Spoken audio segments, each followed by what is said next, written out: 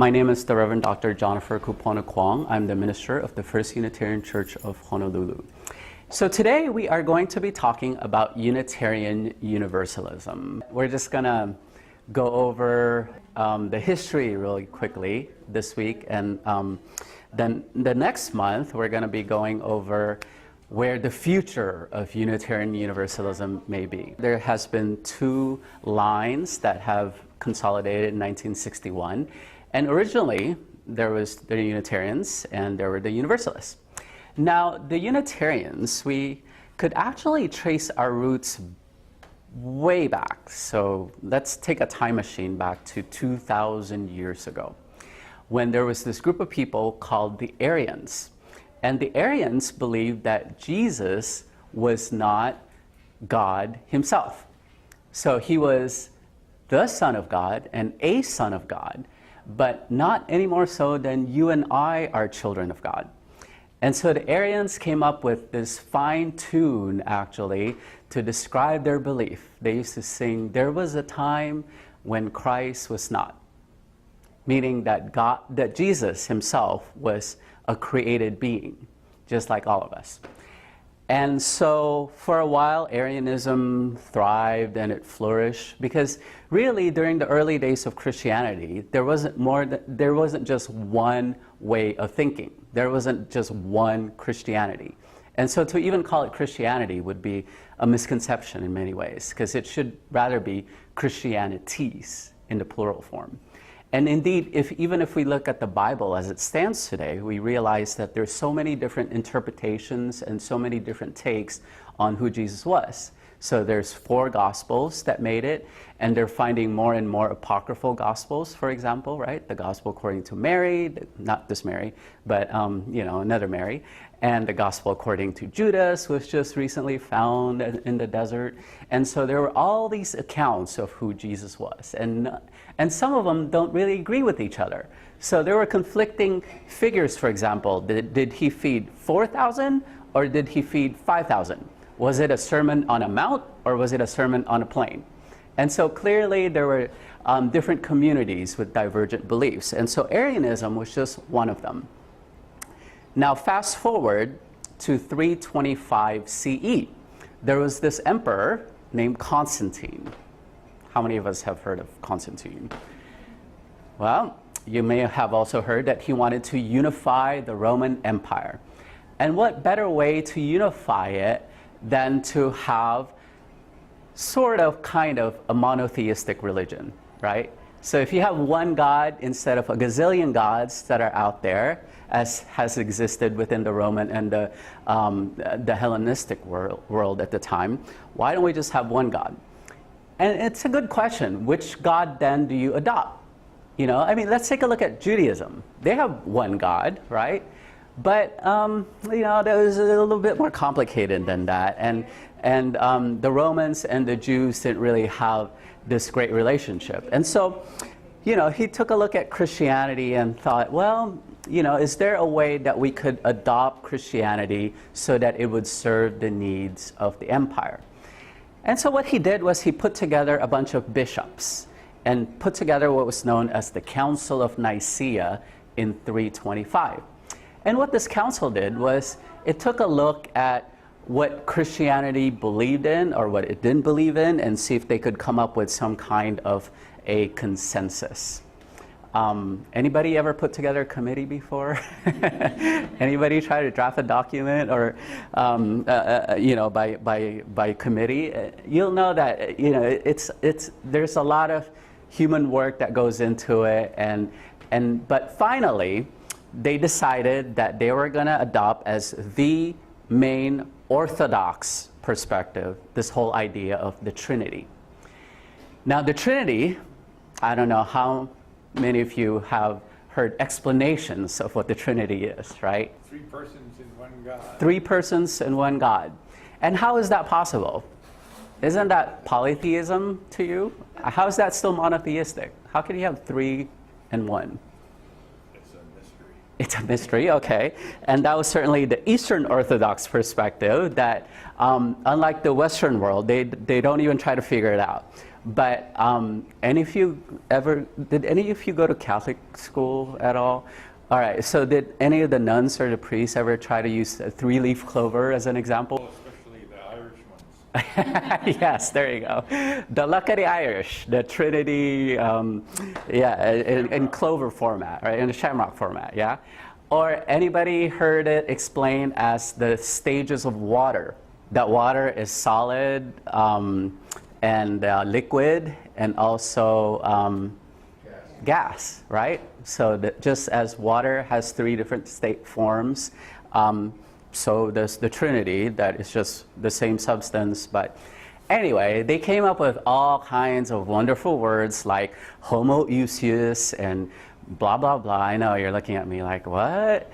But I kid you not, this is what I paid $30,000 to go to seminary for, to learn what all these words are all about. So, and the idea was that Jesus was the same substance. So homo, same, substance, ousios, as God. And so this was what it was adopted in the Orthodox perspective. But that didn't mean that the Arians were completely shut out right away. So they too started protesting and saying, wait a minute, we can't even find this word Trinity in the Bible anywhere. So how are you going to make me believe in this stuff called the Trinity, right? And so that's how they kind of became known as Unitarians, except they didn't really use that word at the time, meaning there's just one God, or the oneness of the divine life. And so, needless to say, Constantine wasn't very happy with this divergent viewpoint. And so those who didn't believe in the Trinity were labeled heretics, right? And heresy really just means to dissent and to have a choice as to what you do want to believe.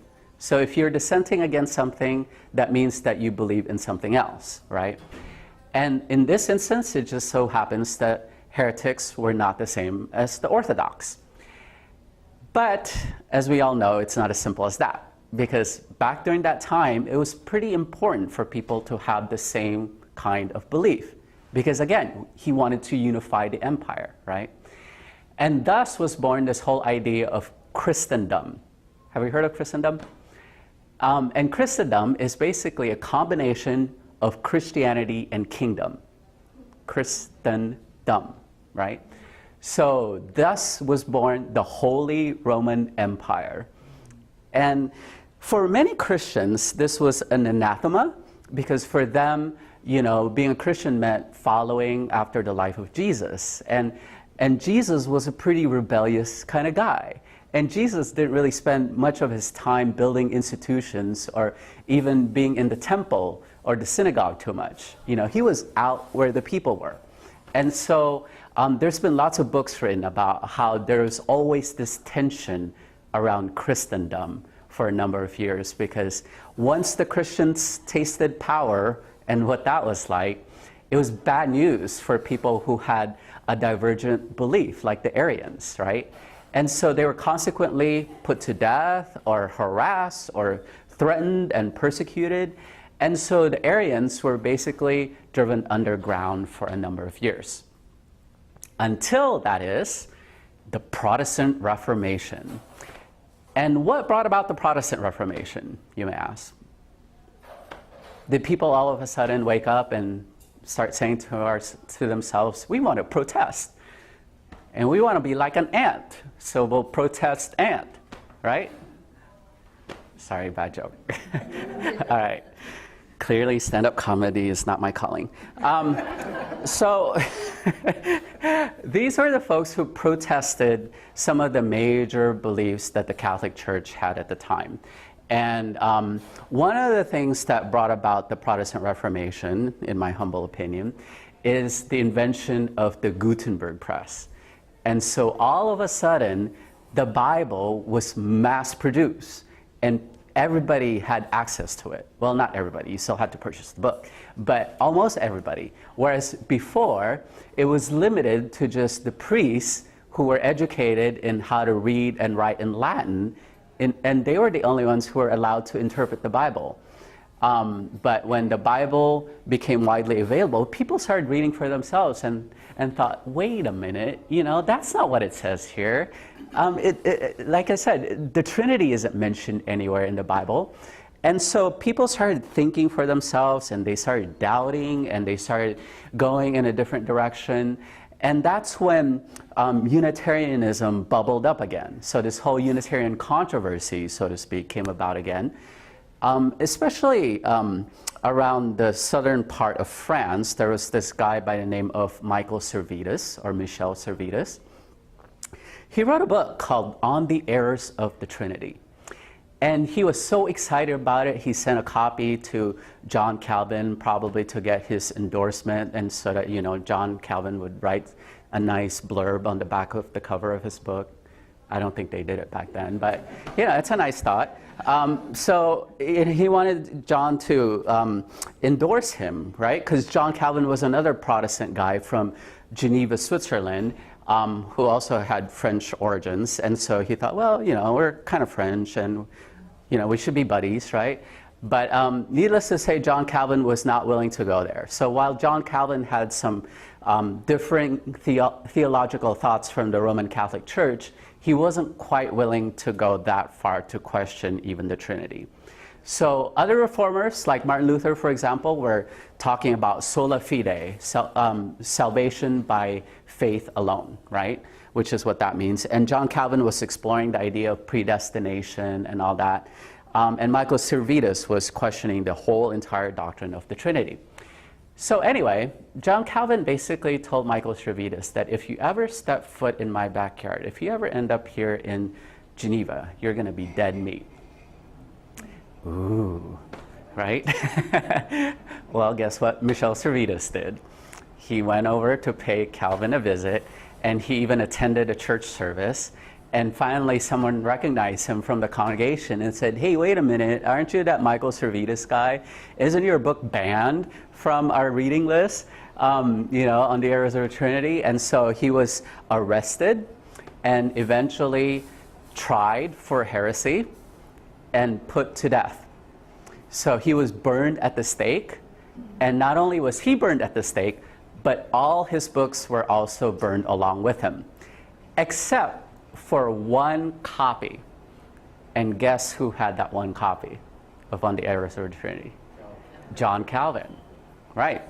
And so it's kind of ironic. And even right before he died, he was given the opportunity to recant his position, to say that, we'll give you one last chance, Michael. If you could only say, Jesus, eternal Son of God, have mercy on me, instead of Jesus, Son of the eternal God, have mercy on me, he would have been saved. A very subtle difference, and only a few words apart. And so consequently, the execution went ahead. So at the time, that's how much people believed in their theology. These days, we'd be thinking to ourselves, who's willing to die for what they believe in? Any of you willing to be burned at the stake along with your books? No, the Catholics were killing Huguenots in France. That's right, they were. They were. But what was unique about this was that it was a Protestant that killed and tried another Protestant for heresy, right? So that was what was unique about Michel Servetus's case, and it wasn't vice versa. So it wasn't the Protestants killing the Catholics or the Catholics killing the Protestants. And this whole idea, though, of Unitarianism kind of caught on in other places. So in Poland, there's a guy named Socinus, something like that. It's all Polish to me. That was also starting a movement there, and it eventually caught on in a place called Transylvania. Have you heard of this? The Dracula, Transylvania, I want to suck your blood. And so it took root there. And it took root because of a chaplain to the king, actually, by the name of Francis David.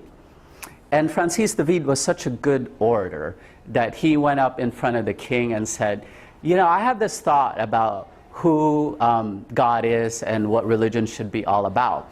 And so King Sigismund at the time, John Sigismund, said, okay, let's hear it. I've probably heard it all, but let's hear you give an explanation for this whole thing.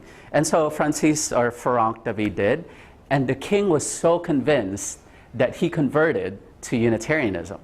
So to this day, he was the only monarch who was a Unitarian himself, King John Sigismund. And it's too bad that he died too young, but at the time, King Sigismund was the one who wrote an edict called the Edict of Torda. And in this edict, he said that no one should be persecuted for their religious belief. So you could be a Protestant or a Catholic and have religious freedom within his realm. Now again, this was the 16th century, so it was quite revolutionary for his time. So this was before the First Amendment was ever introduced to the US Constitution, yeah? And so, again, it was too bad that he died young. He had a horsing accident, so he probably should have quit horsing around. But, oh, come on, that was... All right, no more puns. And so his successors weren't as friendly. And so thus the persecution began again in terms of the Unitarians in Transylvania.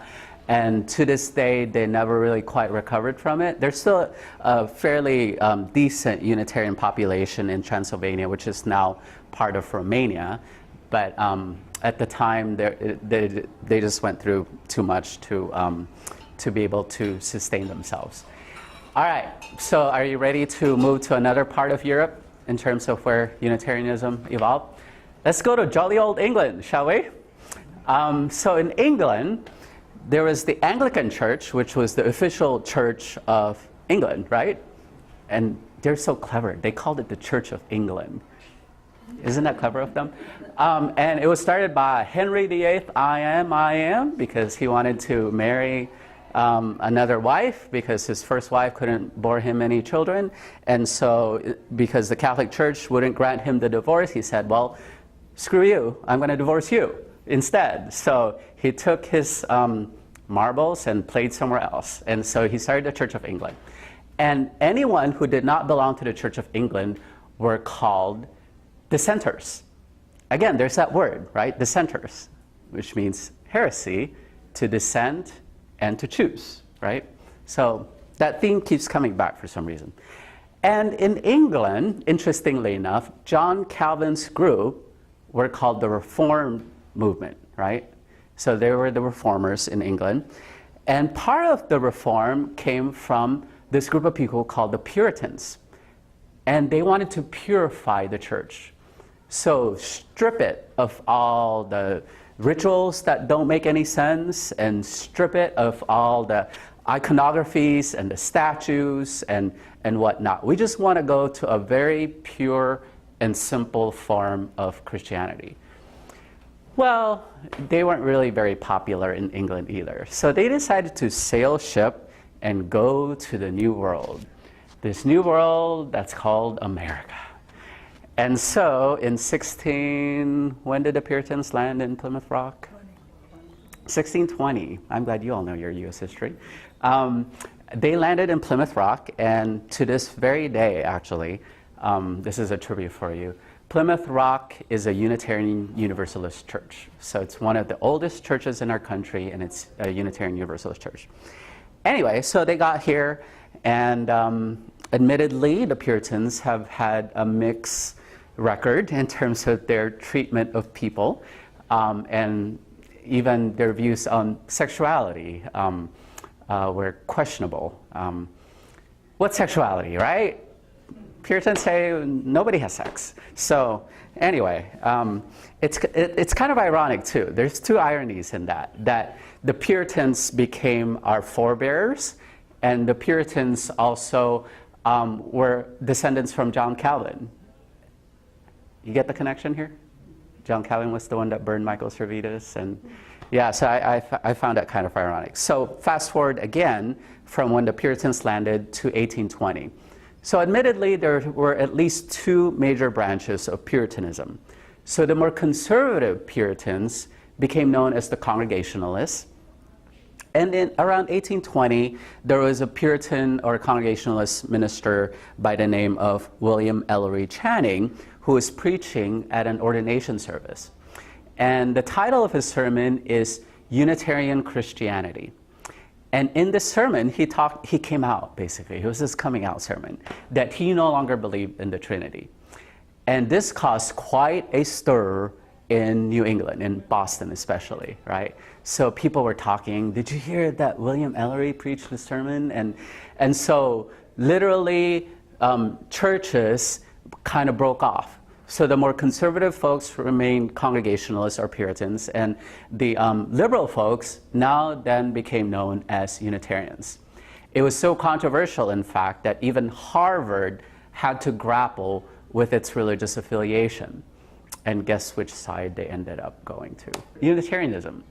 Yeah, and there were so many court cases too, because when churches split, I mean, we know this to be the case these days with, you hear about the Episcopal Church or the United Methodist Church, for example, with their struggle about inclusion for LGBT people, right? And they split off, and they then have to decide, well, who gets the land, right? Who gets to keep the church property?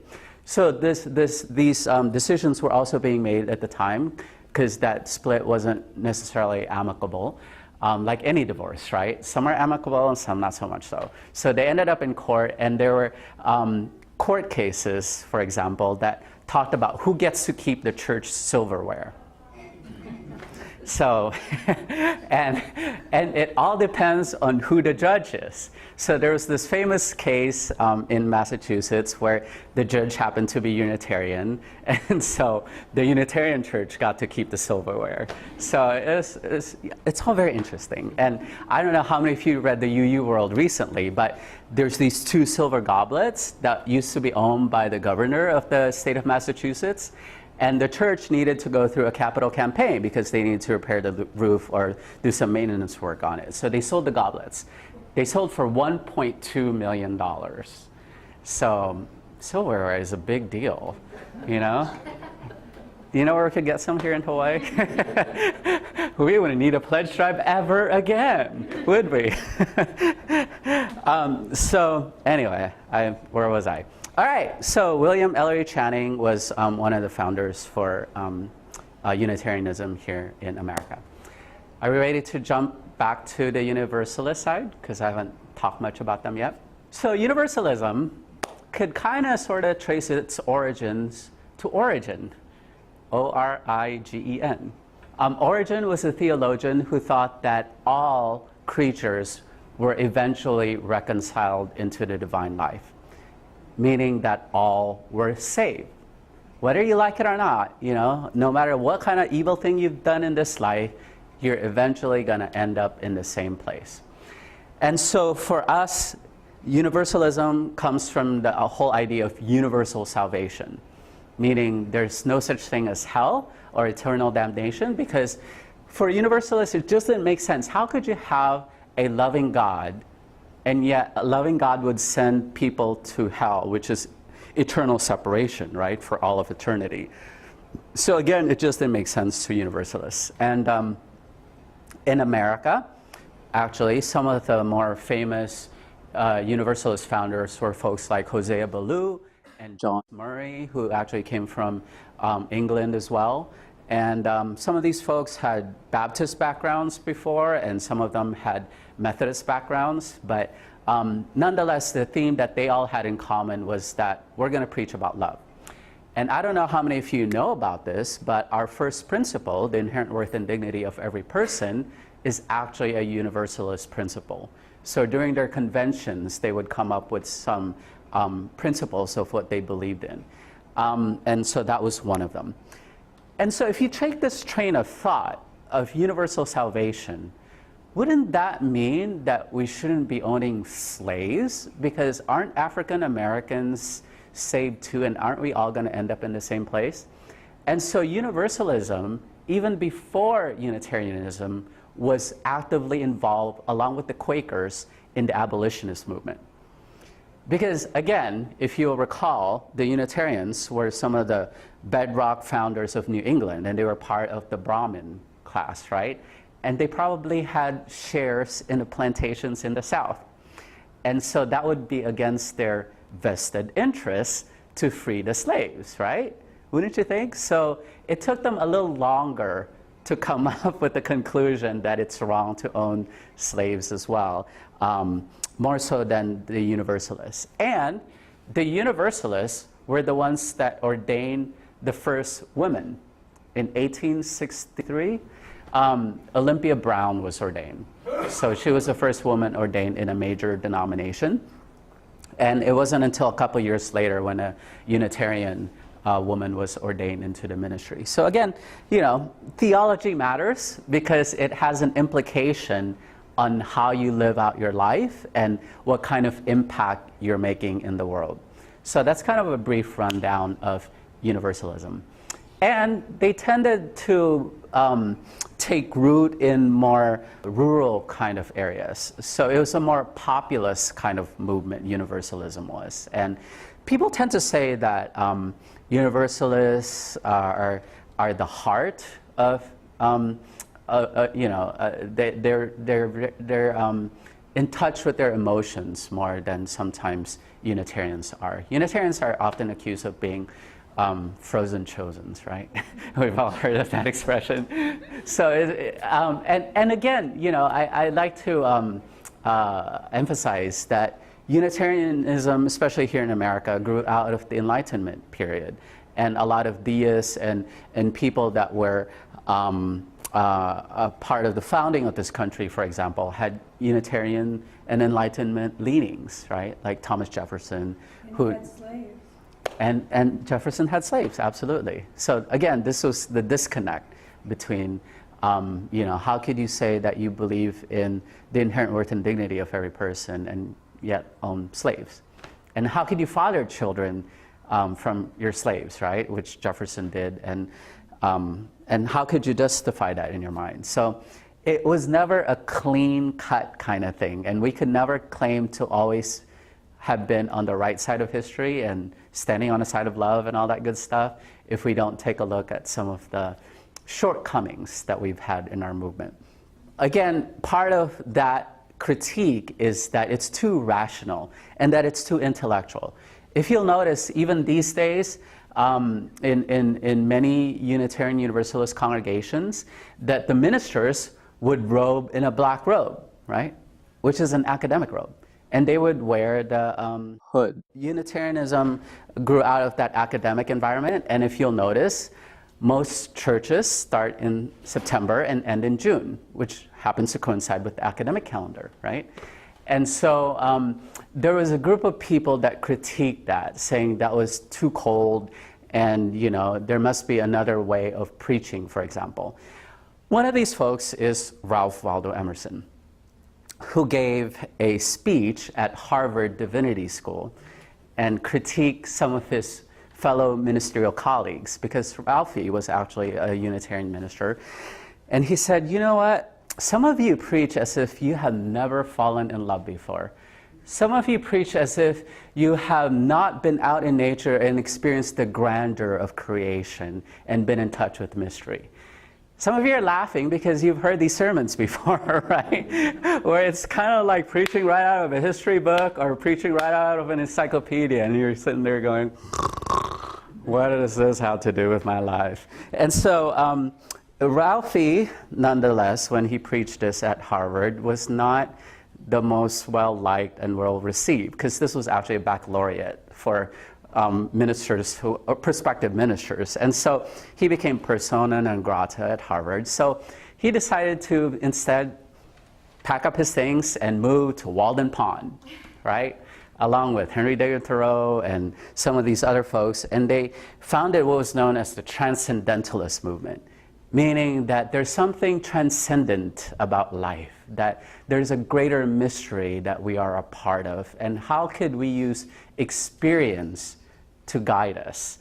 And how could, you know, so it became part of a romantic movement. And I would say that that's when heart was reintroduced back into Unitarianism in a big way and in a more intentional way.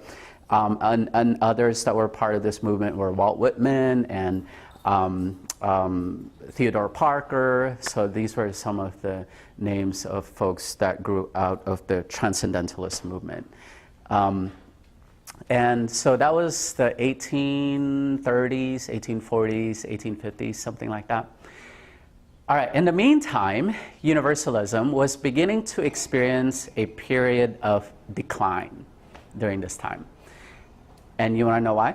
Because they became the product of their own success. Meaning that other denominations no longer believed in hell either. And so it's like, what's the uniqueness of Universalism then? If they, if these folks don't believe in it, then, well, why don't we just go to these folks, right? And so during the late 19th century, they were beginning to experience some decline. And Universalists actually sent a few missionaries overboard. So I don't know how many of you know this, but there were actually some Universalist missionaries that went to Japan, for example, in the late 19th century. And consequently, to this day, there are still some Universalist churches in Japan. All right, so let's fast forward to the turn of the century. So Unitarian Universalism, the Unitarians and the Universalists were beginning to reinvent themselves and really see how they could be even more open-minded and broad in their approach and attract more people. And these were the folks that helped found the World Parliament of Religion, for example. So in the late 19th century and early 20th century was when the World Parliament of Religion was founded.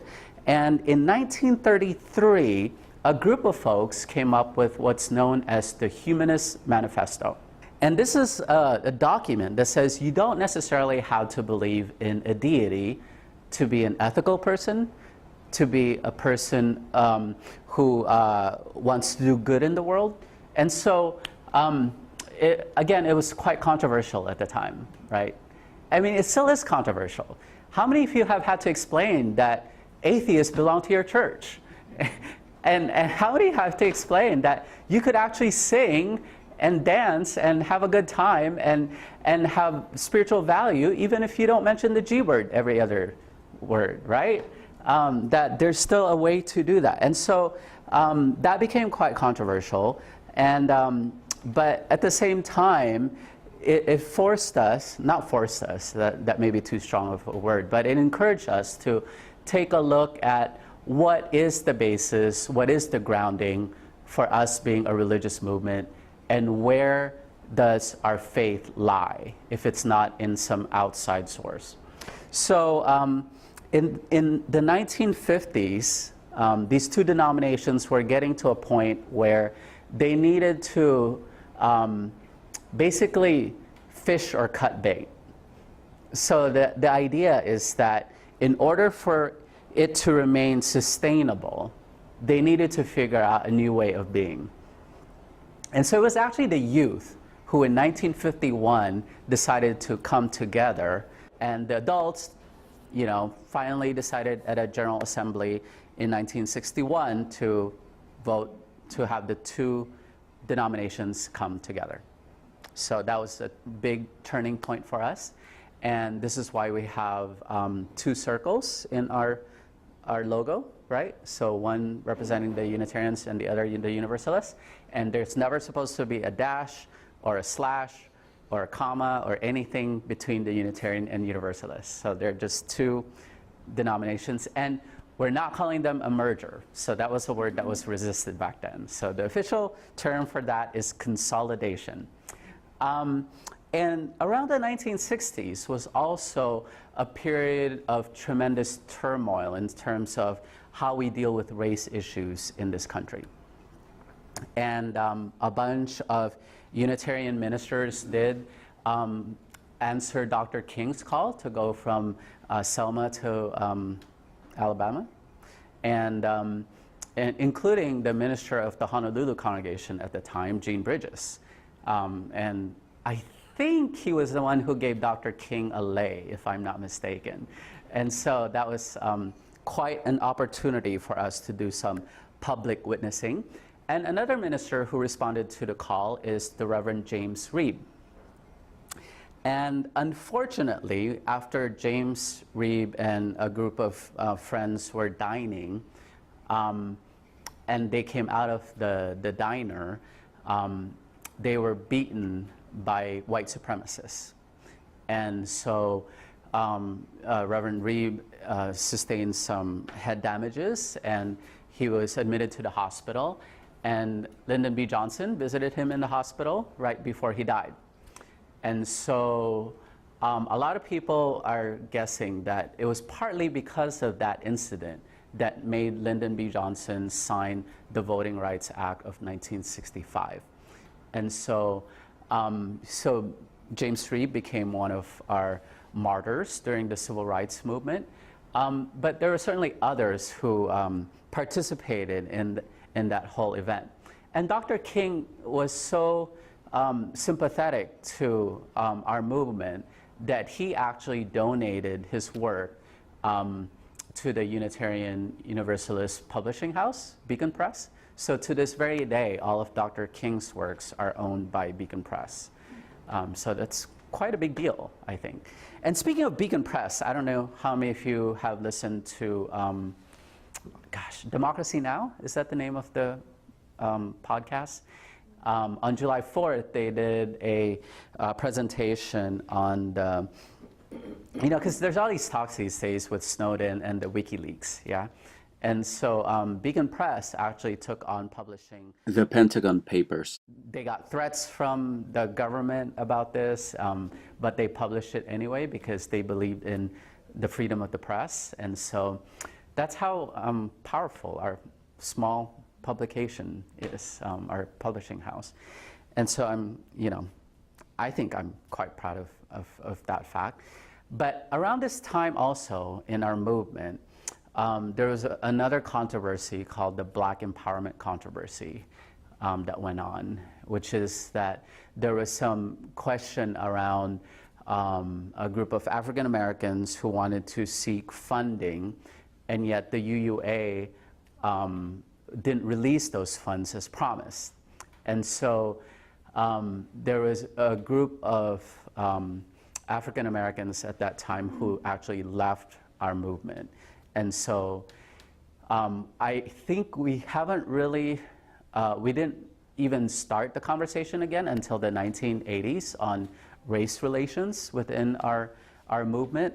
And so right now, I think we're doing a better job at it, and we're finally analyzing some cross-cultural issues that exist within our movement, and finding out how we could be allies to one another again.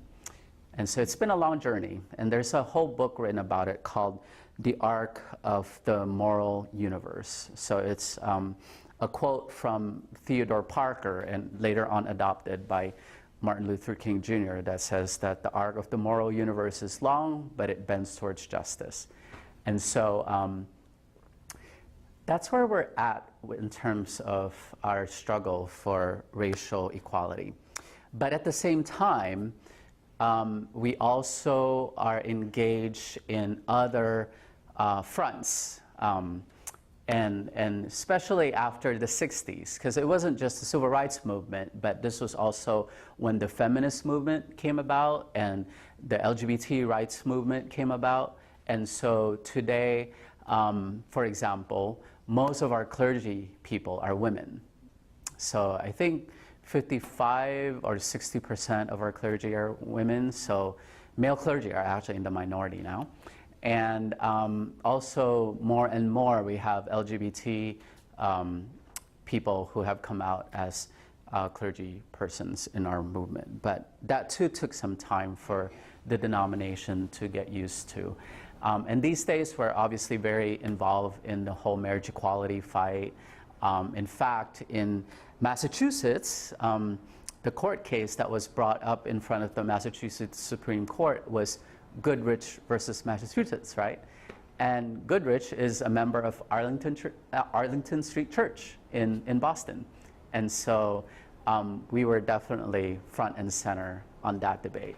And in probably every state ever since, so in the 13 states that allow for marriage equality, now Unitarian Universalists have played a dominant role. And the other issue that we're taking up is immigration reform as well as reproductive justice. As we know, the debate is far from over, as evidenced by what took place in Texas recently.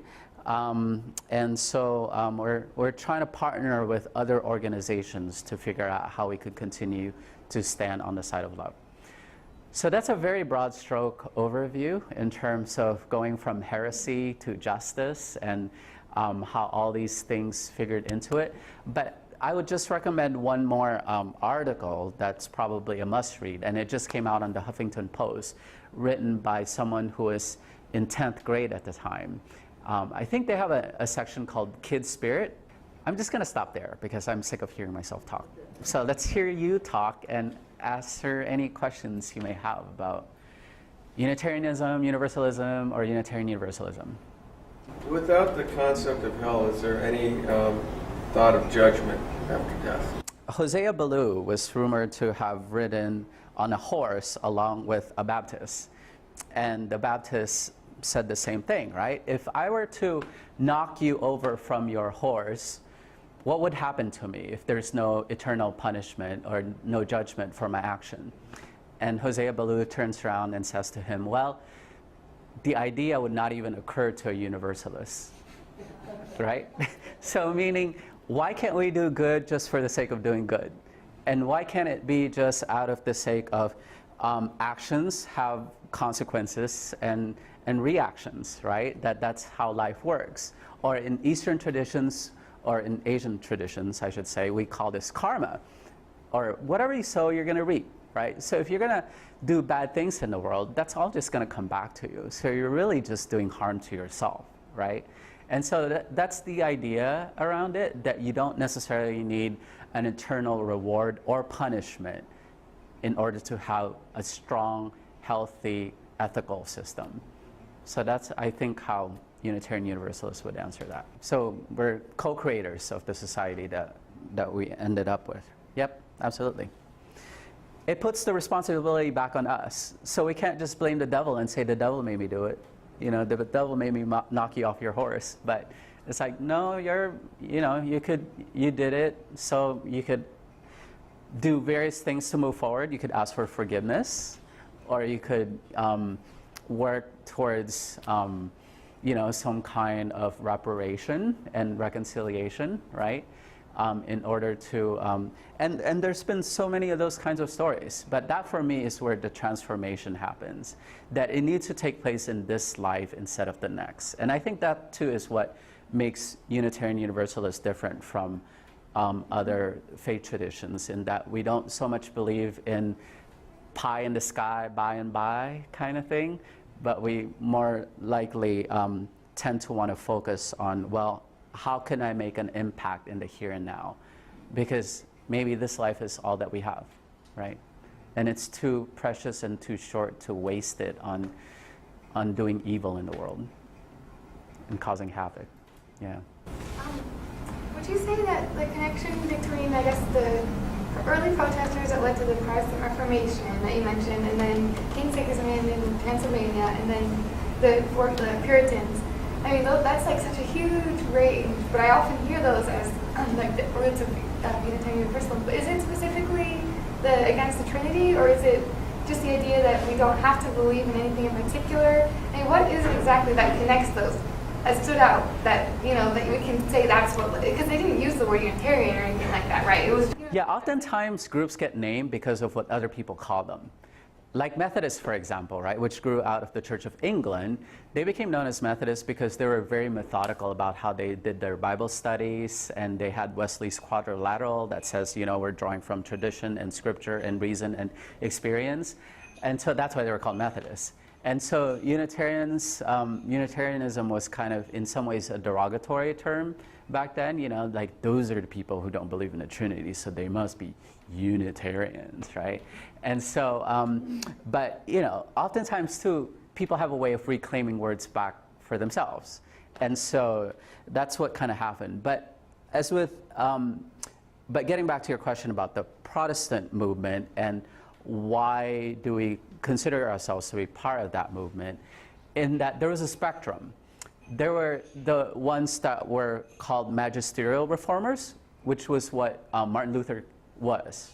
He was, meaning he wanted to work within the system still. So he never actually left the Catholic Church. He'll say that the Catholic Church left him. And in fact, indeed, he was eventually excommunicated from the Catholic Church. But the whole goal was to try to change it from within, that there's still parts in there that you could reform and to refine a little bit. And so I don't think he ever gave up hope. But on the other end were the Anabaptists. So that was the really radical side. So there was indeed a part of the Reformation called the Radical Reformation. And I would consider us to be more on the Radical Reformation side. So the Anabaptists were the ancestors of the Baptists, right? And their whole idea is that you can't have infant baptism because children are not accountable and they're not knowledgeable yet about their faith and what salvation is like. And so they wait until they're adults in order to become baptized. And so that's why they're called the Anabaptists and the Baptists, because it has to do with baptism. And so it's interesting that they were actually the liberals of their time, considering where the Baptists are today. And again, these things have a way of kind of crisscrossing. We have to remember that Lincoln was a Republican. So that's hard for us to think of these days. But at some point, there's a switch there. And that most people in the South were Democrats, right? So can anybody find a Democrat in the South these days? So that's the interesting part about the Reformation. And it wasn't clean cut either. But I would say that everybody was just lumped into that category. So if you had a gripe with the papacy and with the Roman Catholic Church, then you were automatically described as a Protestant. But it was a very big tent that had a spectrum from left to right. There seems to be different ways that sermons are given these days. Some are still very intellectually driven, and some are more practical, down to answering questions like, what do I do with my alcoholic son, right? Or was it son-in-law? Whatever. What's that you said? I get the point. And the question was, is this because of the two strands that came together? So are some ministers more universalist leaning while others are Unitarian leaning? And I actually see it as part of a broader picture. And I'll talk more about this next month when I talk about the emerging church movement, for example. But I see, even within our own denomination, this move and this evolution, if you will, from preaching as being the voice of God to preaching, you've heard of that, right? That literally it's God's mouth speaking to the minister's ears, and then the minister's mouth speaking to the congregation's ears, right? That's how the divine word gets transmitted. And you'll still notice in many orders of services, for example, they'll have a whole section that says service of the word. So this is the word of God, right? So that's what the sermon is. And in Unitarian, and in some cases Universalist circles, like I mentioned before, preaching, since we don't necessarily believe in God, became the voice of reason and the voice of the academy. So the minister who is the most erudite and could win the most debates and could support their thesis strongest is the best minister in town, because they're able to do that, right? It's basically like giving a good lecture. So if you're able to do the polemics thing and you're able to argue your point very clearly and concisely and articulately and have sources and have all these books to support what you're saying, then you're a good preacher. But these days, as we're getting rid of Christendom, remember how I made that distinction? I think we're living in a post-Christendom age. We're in many ways getting back to that very messy early days when there's like a gazillion viewpoints, right, about spirituality and religion and all that. As we're entering again the age of the Spirit, where does the voice come from? And my argument is that it goes back to preaching is the voice of the people. What do I mean by this? When I put together celebration of life services, memorial services, I'll usually talk to the family because I don't want to do these boilerplate kind of memorial services that just basically gives you a bio of this person worked here and was married here and had this many children and blah, blah, blah. But I want to hear the stories and I want to hear the legacy that this person left behind. And the best way I feel like I know how to do that is by talking to the family members and talking to the relatives. And I asked them particularly, I said, is there anyone who's not giving the eulogy? I want their voices to emerge. So I want to be the mouthpiece for them.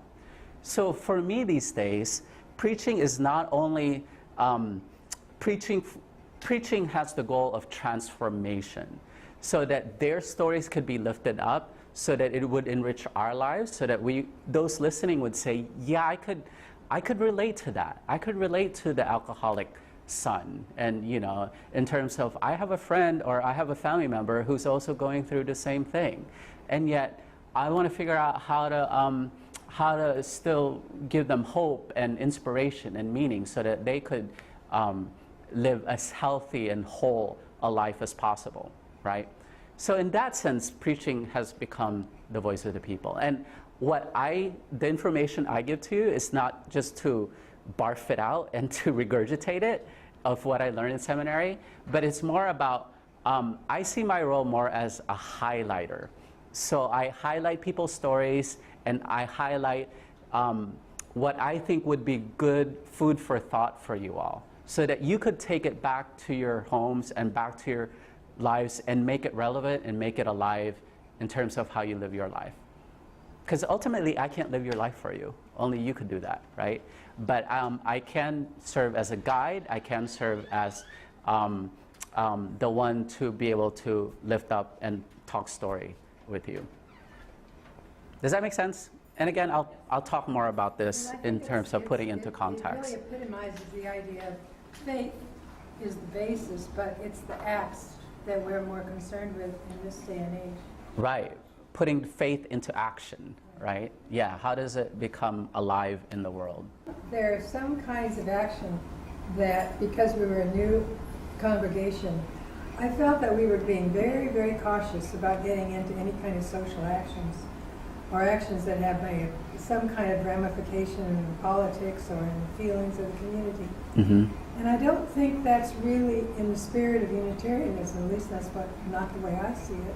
And I would like to see us get more interested and involved in what's going on in the world today. Mm-hmm. Well, we struggle with that in the Honolulu congregation as well, believe it or not, and we've been around a little longer than you all. We just celebrated our 60th anniversary. But I've had many conversations with our Social Justice Council, for example, in terms of how can our actions be effective, and how could we build the critical mass that we need. And having worked in the No on Prop 8 campaign in California before, it really opened my eyes, and I learned so much about what strategic action looks like and what action that's just based on personal projects and personal interests and passions look like. And the latter, in my opinion, is not as effective because it's spreading out the resources too much and it's spreading our folks too thin. And so the analogy that was given to me is if you had 12 cups of water and just one pitcher.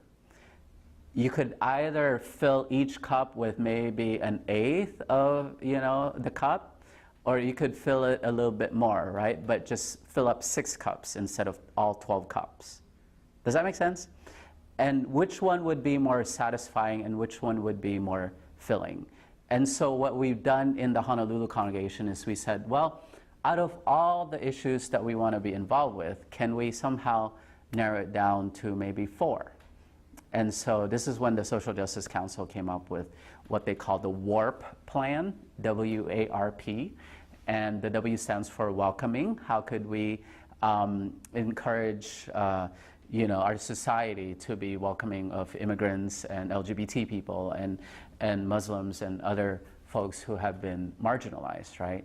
And the A stands for Aina. How could we build a more environmentally sustainable culture for our kids and for future generations?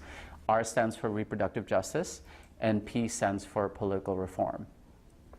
And so I know that even with that seems like quite a bit. And the next step for us is to figure out, well, we can't do this all by ourselves either. So how can we be strategic about who our partners are going to be? So which organizations are already doing it so that we don't have to reinvent the wheel? And so, part of the reason why I think we're engaged in this hui, in the use of Hawaiian, and linking our congregations more, is to figure out how to build critical mass. Because, one voice certainly is powerful, but when we have several voices that come together, how much more powerful is that? And I believe that that's how Mahatma Gandhi, for example, was able to overthrow the British from India, is that he was very strategic about it. And he made sure that it wasn't just him running around in his loincloth saying, let's throw the British out. But he built a movement, and he built people around him. So for me, it's about movement building and moving from the I to the we, so that we have a grander vision of what are our common areas that we want to tackle that have to do with justice, right? Because you have your issues and I have my issues, but where does the Venn diagram kind of intersect with each other, and where can we work together to bring about change in our world? How did we become a church with no creed? We always started out with no creed to begin with, and in fact, one of our sayings is deeds, not creeds. I don't know if you've heard that or not, so that's one of those things that describe Unitarian Universalism, in that we don't think that our beliefs should be set in stone, because our lived experience changes all the time, and even language changes all the time, right? So for example, all right, so in 1961, like I said, we consolidated. And at the time, we only had 6 principles. But it wasn't until the 1980s when earth-centered spirituality started becoming more prominent and paganism entered the picture that we thought, well, maybe we are part of this larger interdependent web of life, and maybe we should be more mindful about the bigger picture. So how could we change our language? Or even if you look back in 1961, a lot of it was very sexist.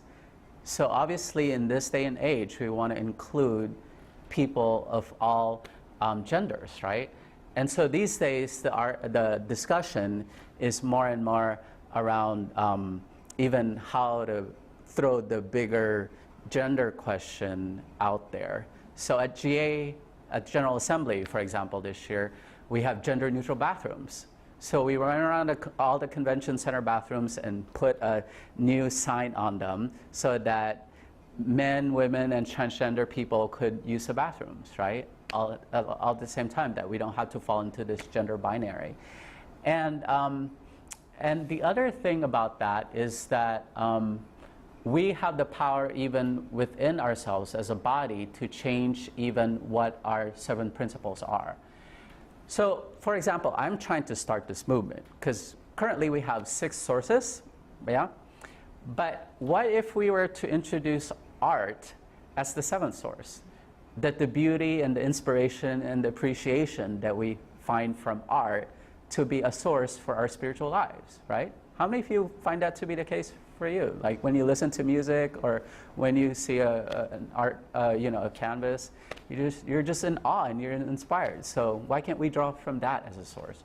So, it's a living, ever-evolving thing. And that's why our hymnal is called The Living Tradition, I believe, in that we realize that we do come from a long tradition that goes back at least 2,000 years.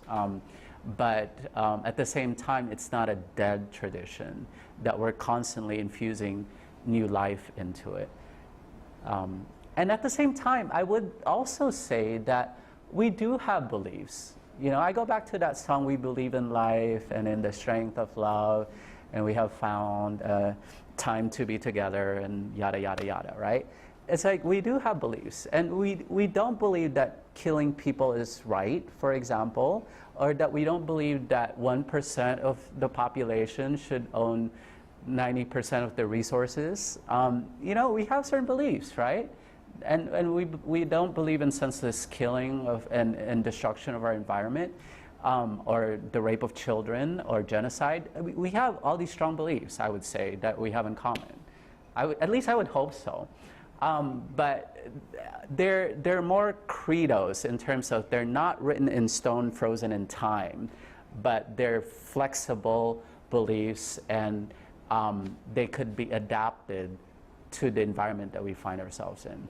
That's another good explanation. So Gail was saying that she grew up in an environment where a creed would serve in a way almost like a litmus test. So if you don't believe in X, Y, and Z, then you're not part of the group. So it becomes an exclusive kind of document, right? And so, and which is antithetical to our strong value around inclusion. And in fact, you know, our denomination a few years ago came up with a slogan called "Room for Different Beliefs," and period, and then it says "yours," right? So it includes all of our different beliefs together. But in some ways, I think that's misleading as well, because again, you know, we don't include. If the KKK, for example, were to say that we want to be a Unitarian Universalist, right? Would we say that we would have room for those kind of beliefs in our church? Probably not. Right. I would say no. So there are boundaries even to that. So I want to acknowledge that there are boundaries, but they're more flexible and permeable. The reason why we don't say that science is a religion, because if we are all from God, or whatever spirit you want to call it, then we were created curious. We have minds. We have desires to know. Yep. And that's part of our gift. Yep. What was that kid's gesture thing, where the religion of the open minds, loving hearts, and helping hands, right? So we want to bring our whole selves and our whole lives into the picture, and not just, you know, one or the other.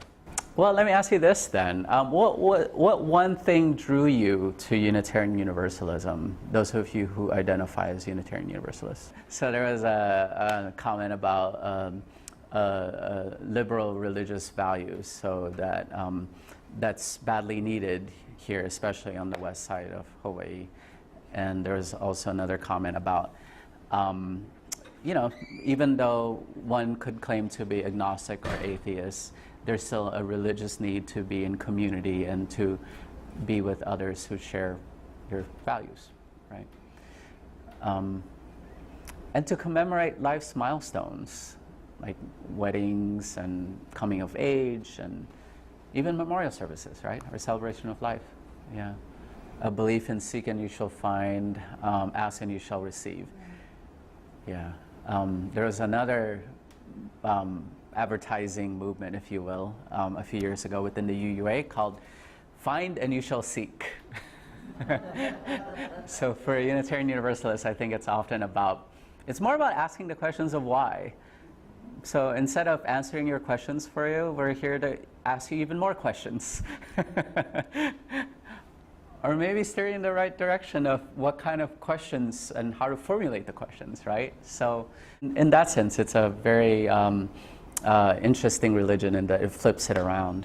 So the comment was that Mary found it helpful when she married a Jew, having grown up United Methodist all her life, that you know, she could go back to even concepts like the Trinity, where you could actually use your brain, that you don't have to check it in at the door, and that you could question and maybe even doubt these whole concepts that you grew up with all your life, and not be faced with eternal damnation for doing that, right? What drew me to Unitarian Universalism?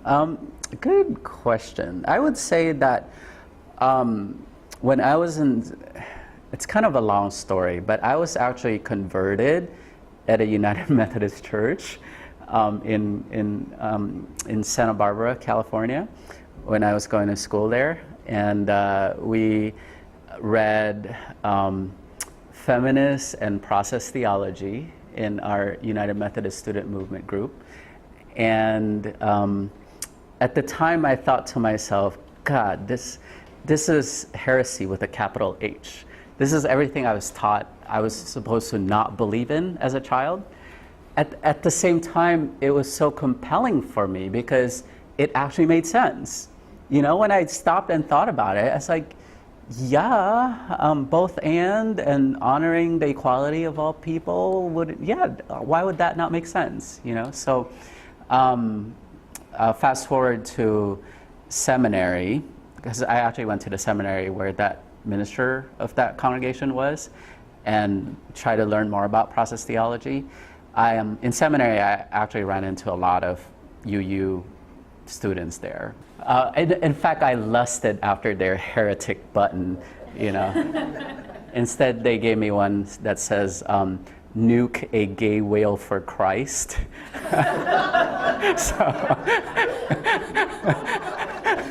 So, go figure. Anyway, maybe I should have had both. But as I was reading the 7 principles, I thought this is right out of process theology. And in fact, when we were thinking about, speaking about our principles being dynamic and ever evolving, so we were thinking about changing the preamble to it a couple years ago, except it takes 2 approvals from General Assembly in order to change it, right? Goes to show how quickly we become fossilized too, because there was a lot of controversy about that and eventually didn't get passed. But one of them was to say that we honor process theology, and at some point I'd be happy to talk about it. So maybe in the future, if we have another one of these discussions, I could talk about process theology. But it's a very relational kind of theology, and especially the 7th principle about the interdependent web of life. That's so much on the ground of what process theology is about. And here's the kicker in terms of that United Methodist pastor. He's since retired in California, and he became a UU and came out and became a humanist. So, and the interesting part about that is he actually invited me to be the consulting minister of the emerging congregation that he was a part of. So life is so cyclical and the world is so small. We just never know where we're going to end up. So did you go to a Methodist? I went to a Methodist seminary, Claremont School of Theology. So that was the #1 population there, and the second one were UUs. But what was interesting as well was that even when I went there, these days they become an intentionally interreligious seminary. So they're training imams and rabbis, and soon-to-be Buddhist clergy people as well at Claremont. It in fact made the LA Times the front page, actually. At the time I was there, just a quick aside and then we'll end. I took a class on pneumatology, on spirit. Did I tell you all this story already? All right, so it was wonderful because there was this one session where the professor was going to be gone. So he said, you could either still have class on your own or we could cancel class that day. It's a 3-hour class, yeah? And so we said, well, let's still have the class, but instead of just a lecture, why don't we explain from our own tradition where we find spirit to be present? Because this is a class on pneumatology, on spirit, right? And so my UU colleague did the chalice lighting, because that's a very UU tradition, yeah? And then my Jewish friend did an Ashamnu, that's the prayer of atonement and confession in the Jewish tradition. And then I did a communion that was an open table communion, because that was part of my tradition at the time with the Metropolitan Community Church, where I used liturgy from Thich Nhat Hanh, about what communion is all about. And one of the ushers was a Mormon friend of mine in seminary. And then after that, we took up an offering, a food offering, by our Hare Krishna colleague. And so she did a very traditional kind of food offering, all vegan, of course, right? And then after that, we had a humanist. This was shortly after 9/11. So Bruce Springsteen did a song called After the Fire. I don't know if any of you have heard of that song or not, but it's a very humanist understanding of what took place in New York at 9/11 and everything. It was very moving and touching and powerful. And then finally, our Zen Buddhist colleague did an actual meditation for us. And so we thought to ourselves, wow, how cool is that we could honor the religious and faith tradition that we all come from, and not use religion to fight against each other or not use it to cause wars amongst ourselves. So if we could do this and replicate it in the world, what kind of statement would that make for world peace, right?